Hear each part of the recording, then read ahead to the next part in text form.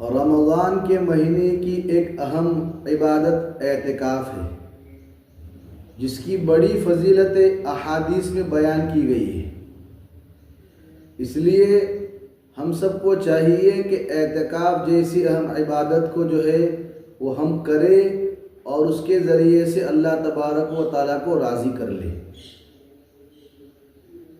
اعتکاف پہلی امتوں کے اندر بھی تھا، جیسا کہ قرآن کریم میں اس کا ذکر ملتا ہے کہ جب اللہ تبارک و تعالیٰ نے ابراہیم علیہ السلام اور اسماعیل علیہ السلام کو کعبہ بنانے کا حکم دیا، تو اس کے بعد یہ فرمایا کہ آپ اعتکاف کرنے والوں کے لیے اپنے گھر کو پاک اور صاف کرو۔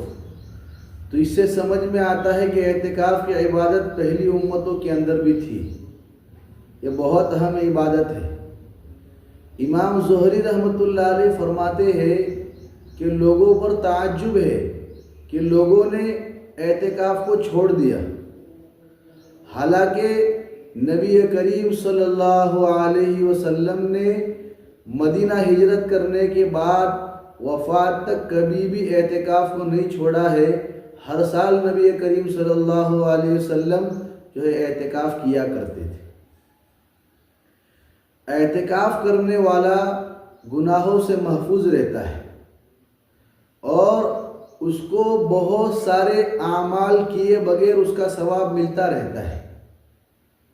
جیسا کہ اعتکاف کرنے والا باہر نہیں جا سکتا ہے، بیمار کی عیادت نہیں کر سکتا ہے، جنازے کی نماز میں شرکت نہیں کر سکتا ہے، ان تمام اعمال کا ثواب اعتکاف کرنے والے کو بغیر کیے مل جاتا ہے۔ یہ حدیث میں بیان کیا گیا ہے۔ اور دوسری چیز کہ اعتکاف کے ذریعے سے ایک بہت بڑی چیز بھی حاصل ہوتی ہے، وہ شب قدر۔ چونکہ شب قدر کو آخری عشرے میں تلاش کرنا ہے، 21 تاریخ میں، 23، 25، 27، 29۔ تو جب پورے آخری عشرے کا اور 10 دن کا اعتکاف کر لیا جائے گا تو اس کی وجہ سے ہم کو شب قدر ملنے کی پوری امید ہے۔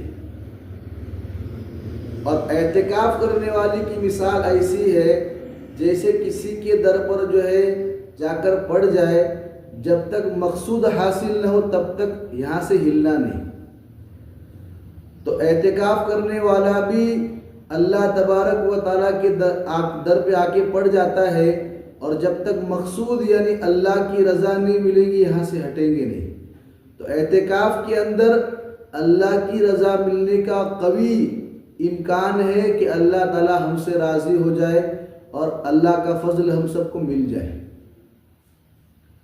ایک طویل روایت ہے، اس طویل روایت کے اندر بیان کیا گیا ہے کہ ایک دن کے اعتکاف کی فضیلت میں کہ ایک دن کے اعتکاف کرنے کی وجہ سے اللہ تبارک و تعالیٰ اس بندے اور جہنم کے درمیان 3 خندقیں حائل کر دیتے ہیں، اور ان 3 خندقوں کے درمیان، ہر خندق کے درمیان آپس میں اتنا فاصلہ رہتا ہے جتنا زمین اور آسمان کے درمیان فاصلہ ہو۔ تو یہ بہت سارے فضائل اعتکاف کے بیان کیے گئے ہیں، اور رمضان کے آخری 10 دنوں کا اعتکاف یہ سنت اعتکاف ہے، اس لیے ہم سب کو اس کے کرنے کا اہتمام کرنا چاہیے۔